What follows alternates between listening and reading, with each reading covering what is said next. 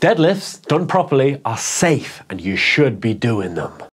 What's good, Beast Hounds? I'm Kit Kinraid and here's how to perform a perfect deadlift. Step 1, jump as high as possible into the air. However wide you naturally set up your feet for the jump, that's a great place for your deadlift. That's where it's most likely that you can drive as much force into the floor as possible. And doing that while holding the bar is all a deadlift is. Your stance may change over time. You might find that due to limb lengths, levers, and cheating, a narrower or wider stance might suit you. That's cool. This is just a great place that suits 90% of people. It's a good place to start, all right? Step 2, approach the bar with that stance width and your feet pointed slightly out. You want to be close enough to the bar that when you look to the side, you can see that the bar is halfway along the length of your foot. That is the center of your base of support, and in an ideal deadlift, the bar stays directly above that point. It moves straight up and down. It doesn't move forward or backward. Step 3, without moving the bar, because we already have it in that ideal position, take a grip slightly wider than your feet. Now push your knees forward until your shins touch the bar, but don't move it. Ideally, your knees will be tucked just inside your elbows, and if not, adjust your grip width.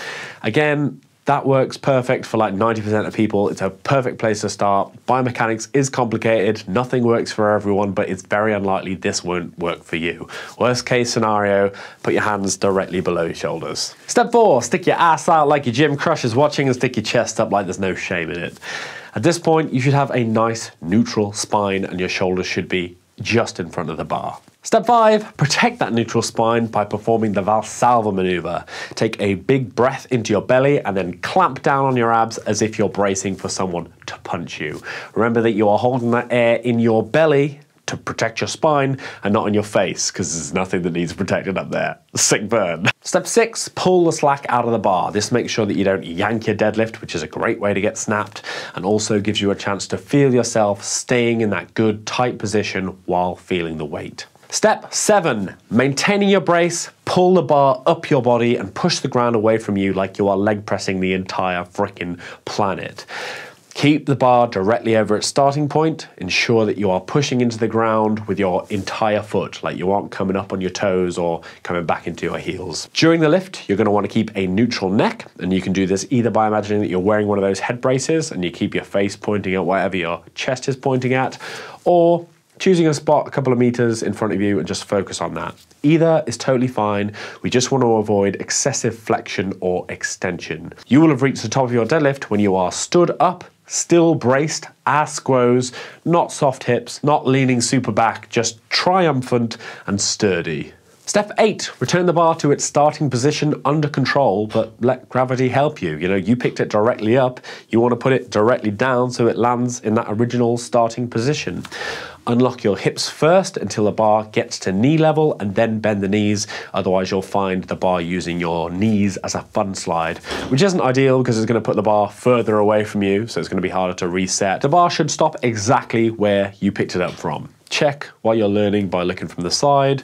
Rinse and repeat. It's easy. Deadlifts are not dangerous. They are a terrific tool for building up your entire posterior chain. You've heard it a billion times. It'll get you jacked, it'll get you stacked, it'll get you strong as balls. They can be misused. If your form isn't great, you will eventually get stuck weight-wise, or something will become compromised and then you might get injured. If you don't want to be that guy, it's super simple.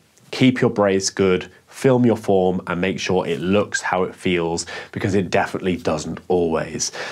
And also, don't always be training your 1RM. Like, you know that a Bulgarian squat program snaps people. Why would you assume that a Bulgarian deadlift program wouldn't, you know?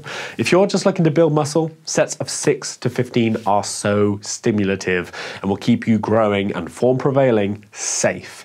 If you want to get stronger for the sake of being able to deadlift more, because building muscle is going to get you stronger, but what I mean is, I guess, if you want to practice the skill of strength, sets of 6 one session, sets of 5 slightly heavier next session, 4, 3, 2, 1, then a week off, or a light set of 10, and then you start the whole thing again at a slightly higher weight.